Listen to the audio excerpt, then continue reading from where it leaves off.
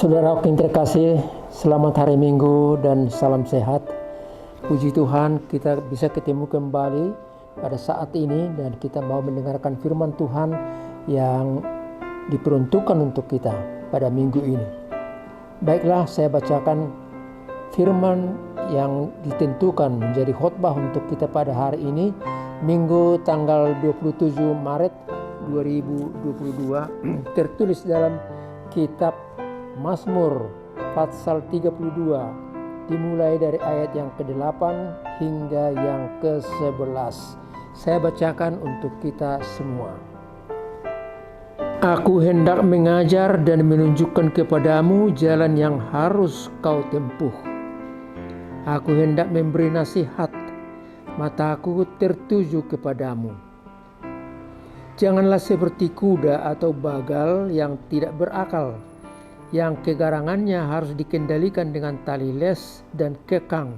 Kalau tidak, ia tidak akan mendekati engkau. Banyak kesakitan diderita orang fasik, tetapi orang percaya kepada Tuhan dikelilinginya dengan kasih setia.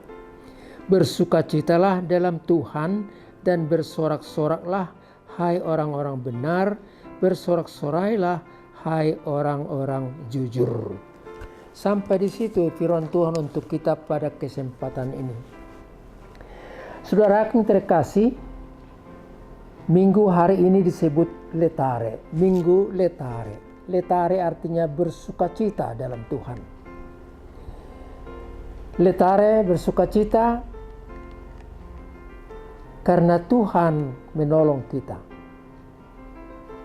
Jadi sukacita di sini lebih bersifat rohani. Sering sekali manusia mendasarkan sukacitanya karena materi, karena keberhasilan, karena dapat untung, anak-anak jadi sarjana dan sudah berumah tangga, karena mereka sehat-sehat semua dan selalu ada rezeki setiap hari dan mereka itu bersukacita. Tapi kalau sakit, ada duka cita, ada anggota keluarga yang meninggal, sukacita masih ada? Nah, saudaraku, dari itu kita boleh lihat sukacita yang dimaksud di sini bukan hal-hal duniawi, bukan hal-hal materi, tetapi sukacita disebut di sini sukacita dalam Tuhan. Sukacita dalam Tuhan artinya saya bersukacita karena saya melihat Tuhan menuntun aku, menolong aku, membimbing aku dalam perjalanan hidup hari lepas hari.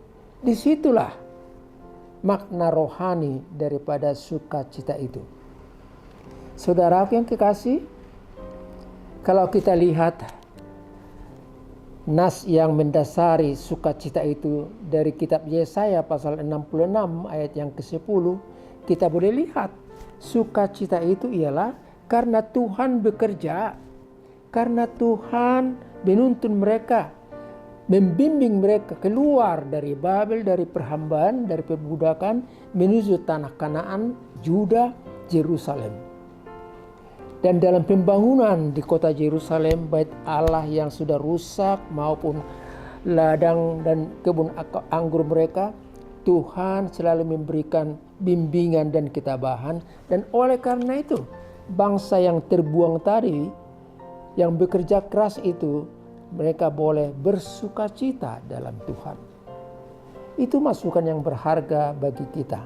Lihatlah Tuhan dengan segala pertolongannya, dengan segala kasihnya padamu, maka tatkala kamu bergumul, bekerja, menghadapi banyak-banyak tantangan dan hal-hal yang harus diselesaikan, lihatlah Tuhan, maka dengan demikian kamu boleh bersukacita.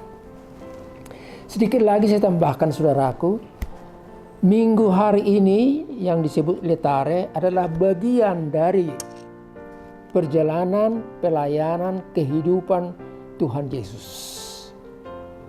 Jadi dalam minggu-minggu ini kita boleh melihat apa yang dilakukan Tuhan Yesus apa penderitaan yang dia alami, bahkan sampai mati disalib tapi bangkit kembali. Dan itu menjadi sukacita bagi kita karena Tuhan melalui pelayanan daripada Yesus itu menolong kita, melepaskan kita dari dosa, dan bahkan memberikan kehidupan yang kekal sampai nanti di sorga. Itulah dasar daripada sukacita kita. Oleh karena itu saudara, marilah kita lihat apa yang dipesankan oleh khotbah hari ini kepada kita. Seperti biasa, saya coba untuk meringkaskan apa pesan supaya Anda boleh dengan rileks dan tidak capek untuk mengikuti penjelasan saya. Pesan yang pertama untuk kita ialah jalani hidup ini, berdoa kepada Tuhan dan mohon pengampunan atas dosamu. Jalani hidup ini, berdoa kepada Tuhan dan mohon pengampunan. Saudara, hidup ini perjalanan. Hari lepas hari, hidup kita berjalan. Kemarin, hari ini, bahkan besok dan seterusnya. Hari ini tanggal 27 bulan Maret. Besok sudah 28. Besok-besoknya lagi sudah masuk di bulan April tahun 2022. Silih berganti dan pengalaman peristiwa di dalamnya juga silih berganti. Dalam suka duka, dalam up and down kehidupan ini, mari kita menjalaninya di dalam Tuhan. Saudara yang kekasih, saya kira kita semua paham kalau kita berangkat dari rumah dengan mobil kita atau dengan motor kita menuju satu tempat, kita pasti melalui jalan raya. Jalan raya yang kadang-kadang sempit tapi juga ada yang lapang. Jalan raya yang berbelok-belok tapi juga ada yang lurus, bahkan tol. Kita jalani saja. Dan dengan demikian kita sampai di tujuan. Begitulah kehidupan ini. Tapi yang lebih dalam dan yang rohani dari khotbah ini ialah tatkala kita berjalan menjalani kehidupan ini, ada yang menuntun, ada yang membimbing, Tuhan pemimpin kita. Dan itulah yang memberikan kekuatan, ketabahan, dan penghiburan bagi kita. Karena Tuhan memimpin, maka kita juga boleh berjalan, bahkan boleh melihat ke depan. Kita boleh berpengharapan bahwa kita akan sampai ke tempat tujuan yang kita rencanakan. Ada satu lagu yang sangat menolong kita untuk menguatkan hidup kita dalam perjalanan ini. Saya kutip dulu dari buku Kidung Jemaat 408 yang judulnya Di Jalanku Ku Diiring. Di jalanku ku diiring oleh Yesus Tuhanku. Saya bacakan syairnya, Anda boleh ikuti dan nyanyikan dalam hati. Di jalanku ku diiring oleh Yesus Tuhanku. Apakah yang kurang lagi jika Dia panduku? Diberi damai surgawi asal imanku teguh. Suka duka dipakainya untuk kebaikanku. Suka duka dipakainya untuk kebaikanku. Tuhan menuntun kita, mengiringi kita dalam perjalanan ini. Oleh karena itu, jangan gelisah, jangan lemah, tapi tetap hidup dalam sukacita, bahkan berpengharapan. Pada bait yang kedua dikatakan dari Kidung Jemaat 408 tadi demikian. Di jalanku yang berliku, memang sadar dia. Jalan yang berliku, kehidupan yang berliku, pengalaman yang silih berganti. Di jalanku yang berliku dihiburnya hatiku. Bila tiba pencobaan, dikuatkan imanku. Luar biasa indahnya syair ini. Hidup yang kadang-kadang berliku, pengalaman yang kadang-kadang menyesakkan dada, ada godaan, ada cobaan, entah melalui siapapun itu. Tapi dikatakan di sini, Tuhan menghibur dan Tuhan menguatkan iman kita. Saudaraku yang terkasih, oleh karena itu, jalani hidup ini, serahkan kepada Tuhan, berdoa padanya, dan mohon pengampunan dosa. Kita bicara tentang pengampunan dosa. Itu dapat kita lihat dari kitab Mazmur hari ini. Bahkan dari awal pasal yang pertama hingga yang ke-150. Kita lihat bahwa kitab Mazmur itu isinya menggambarkan perjalanan hidup, pergumulan hidup, rencana-rencana keinginan hidup ini. Bahkan juga pengampunan atas dosa dan kesalahan manusia. Oleh karena itu, tentang pengampunan dosa di sini, permohonan untuk diampuni sampai 7 kali. Dalam Mazmur ini, mulai dari Mazmur pasal 6, 32 dan seterusnya, kita boleh lihat rencana daripada pemazmur ini mohon pengampunan dosa. Saudara, pada ayat yang ke-8 dikatakan demikian. Saya baca ulang apa yang dikatakan dari Mazmur pasal 32 tadi. Pada ayat yang ke-8 kalimatnya berbunyi demikian. Aku hendak mengajar dan menunjukkan kepadamu jalan yang harus kau tempuh. Menunjukkan jalan yang harus kau tempuh, demikian Tuhan berkata kepada kita. Rupanya di jalan kehidupan ini banyak hal-hal yang kalau kita tidak amit-amit, kalau kita tidak teliti, kalau kita tidak bersama dengan Tuhan, kita boleh terjerumus, kita boleh tergoda, dan kita boleh mengalami sesuatu akhirnya kecewa.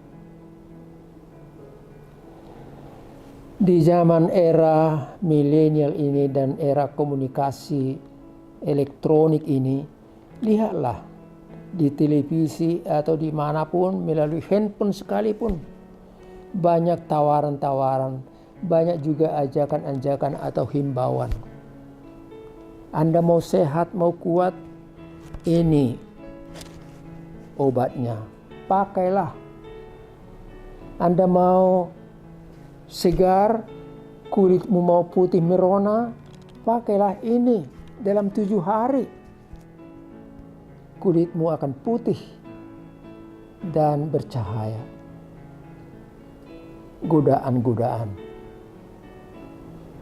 Bahkan terakhir ini kita dengar atau kita ikuti juga bagaimana ajakan-ajakan daripada orang-orang tertentu yang mengajak orang lain, manusia yang lain, bahkan temannya juga untuk menanam modal dengan janji bahwa modalnya itu segera akan berbunga, akan berhasil banyak dan dapat dinikmati. Tetapi ternyata tipuan di dalamnya. Dan banyak orang yang kecewa. Kita lihat orang yang mengajak dan mau mempergunakan modal itu hidup nikmat, crazy rich dikatakan di situ. Bahkan dia dengan enteng saja menaburkan uang dan memberikan bantuan-bantuan dengan gampang kepada orang lain. Saudara, itulah suasana perjalanan hidup kita. Dan Mazmur ini, khotbah ini mengajar kita, serahkan perjalanan hidupmu kepada Tuhan.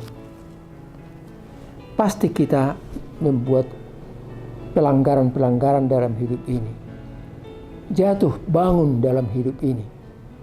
Tapi kita diajak oleh firman Tuhan untuk datang pada Dia, berdoa dan mohon pengampunan dosa. Dosa itu bukan hanya karena mencuri. Tapi dosa itu ialah kesimpulannya pelanggaran dari jalan Tuhan, menyimpang dari hukum Tuhan, dan itulah dosa. Dan bentuk-bentuknya sangat bermacam-macam dalam hidup orang per orang. Saudara yang kekasih, kita lihat dalam hidup ini bahwa Tuhan punya rancangan-rancangan. Oleh karena ikutilah, jangan seperti kuda. Dikatakan dalam ayat yang ke-8 tadi, janganlah seperti kuda atau bagal yang tidak berakal, yang kegarangannya harus dikendalikan dengan tali les dan kekang. Janganlah kita seperti itu. Kita manusia ciptaan Tuhan, kita bukan hewan atau binatang yang harus dikendalikan dengan les dan kekang. Tapi Tuhan mengajak kita sebagai ciptaannya datang berhati lembut dan mau dikendalikan oleh Tuhan. Karena ujung daripada pendidikan Tuhan adalah kesenangan dan kenikmatan hidup. Saudara yang kekasih, mari kita ikuti jalan Tuhan. Dikatakan dalam kitab Nabi Yesaya pasal 55 ayat 8, rancanganku bukan rancanganmu, jalanmu bukan jalanku. Karena itu mari belajar daripadaku, ikuti petunjuk jalanku, maka kamu akan berbahagia dalam hidupmu. Saudara, orang yang mau bertobat itu pasti akan diterima oleh Tuhan dan pasti juga akan diampuni oleh Tuhan. Mari kita lihat sebentar bagaimana peristiwa tentang anak yang hilang itu dalam Injil Lukas pasal 15 ayat 11 sampai 24. Anak yang hilang itu satu waktu sadar kembali dan dia datang menghadap bapaknya. Apa yang terjadi? Bapaknya tidak menghukum dia, tidak berkata engkau sudah menghambur-hamburkan uang kita, harta milik kita, sekarang sesudah itu habis kamu datang. Bukan begitu sikap daripada si bapak tadi.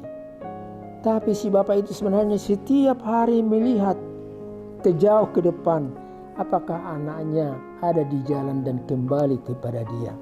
Tiap hari dia lihat, dia tunggu, dia harapkan. Dan tatkala si anak yang hilang itu datang mengakui kesalahannya, bapaknya berkata, mari, selama ini kamu sudah saya anggap mati, ternyata kamu hidup, kamu kembali kepada aku. Mari kita bersukacita. Dan mereka berpesta ria dengan semua orang-orang buruh atau pekerjanya, diberikan sepatu, diberikan juga jubah, dan juga disematkan cincin ke jarinya, menunjukkan bahwa dia adalah anak yang sah, pewaris dari segala harta milik bapaknya. Itu menunjukkan kepada kita saudara-saudara bagaimana cinta kasih Tuhan dan menerima orang yang mau datang kepadanya. Mari kita lihat pesan yang kedua yang terakhir. Pesan ini berbunyi demikian, bersukacitalah dalam Tuhan. Pendek, tapi gampang untuk dipahami. Bersukacitalah dalam Tuhan. Pada nas yang terakhir, ayat yang ke-11 dari Mazmur pasal 32 tadi, kalimatnya berbunyi demikian. Bersukacitalah dalam Tuhan dan bersorak-soraklah, hai orang-orang benar, bersorak-sorailah, hai orang-orang yang jujur. Secara ringkas disimpulkan, bersukacitalah dalam Tuhan. Saudara, siapa mereka yang bersukacita? Mereka yang bersukacita ialah bukan kaya atau punya jabatan yang tinggi, Tapi orang yang bersukacita menurut firman ini ialah orang yang jujur dan benar. Orang yang jujur dan benar. Dan itu memang satu tantangan. Karena banyak sekali orang yang tidak jujur dalam hidup ini. Kita lihat, kita alami. Banyak orang yang tidak benar. Dikatakan A hari ini, tetapi ternyata B besoknya. Bersukacitalah. Dan itu disampaikan nas ini bagi orang-orang yang jujur dan benar. Rasul Paulus berkata dalam Roma pasal 4 ayat 7 sampai 8, dikutip dari Mazmur pasal 32 tadi. Dikatakan, berbahagialah orang yang diampuni pelanggaran-pelanggarannya dan yang ditutupi dosa-dosanya. Berbahagialah orang yang ditutupi dosa-dosanya dan diampuni pelanggaran-pelanggarannya. Tuhan jelas menerima setiap orang yang datang kepadanya. Dan dengan demikian menjadi pesan bagi kita pada hari ini supaya kita bersukacita karena atau di dalam Tuhan. Bersukacitalah menghadapi tantangan dan masalah dalam hidupmu ini. Yang bersukacita bukan orang yang kaya loh, dengan harta yang berlimpah. Tapi yang bersukacita ialah orang yang percaya dan yakin akan pemeliharaan Tuhan. Walaupun dari segi materi hidupnya pas-pasan. Walau tidak harus kaya, tetapi mereka bersukacita. Pemazmur berkata dalam pasal 34 ayat yang ke-10, orang yang takut, yang taat, yang hormat, yang setia kepada Tuhan tidak akan berkekurangan dalam hidupnya. Tidak kaya raya, tapi selalu ada, selalu cukup dalam hal-hal tatkala dia butuh sesuatu. Tuhan selalu mencukupkan. Biarlah itu menjadi pegangan bagi kita. Saudaraku yang kekasih, orang yang bersukacita itu punya tata hidup yang baik. Mau bekerja dan tidak cemas. Baik hati kepada orang lain.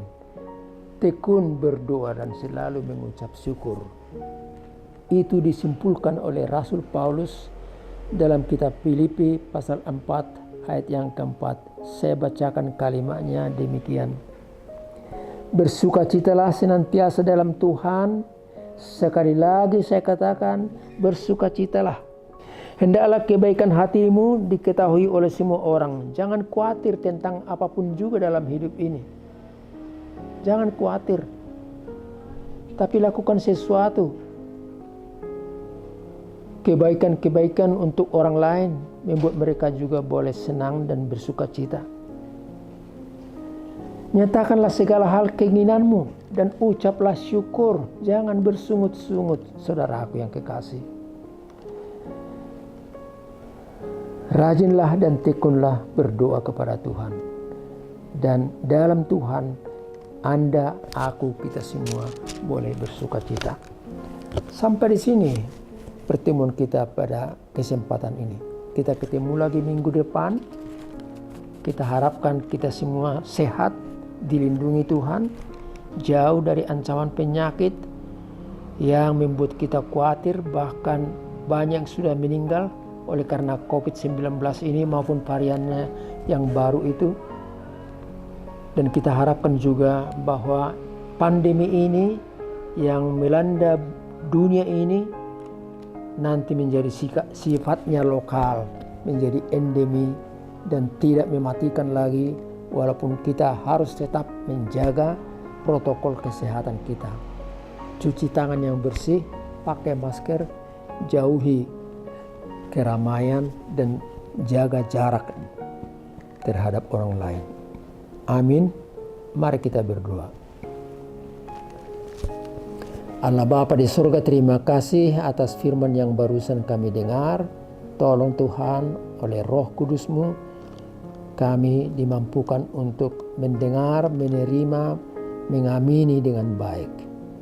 Kami boleh bersukacita bukan hanya karena materi, tapi kami boleh bersukacita karena Tuhan. Karena Tuhan selalu membimbing kami, memberikan apa yang terbaik bagi kami. Kami boleh bersyukur dalam hidup ini, tidak bersungut-sungut. Allah Bapa di sorga, berkatilah kami, anak-anak cucu kami dimanapun mereka berada, jauh maupun dekat.